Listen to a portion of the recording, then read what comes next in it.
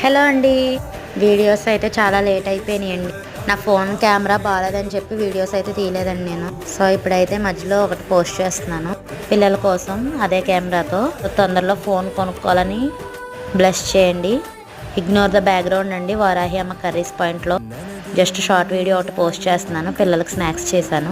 ఇది మీ పిల్లలు కూడా చేసి పెట్టండి, చాలా ఇష్టంగా తింటారు. మనం చపాతీలు చేసుకుంటాం కదండి, చపాతీ పిండిని చపాతీలాగా చేసుకుని కాల్చుకోవాలి అటు ఇటు.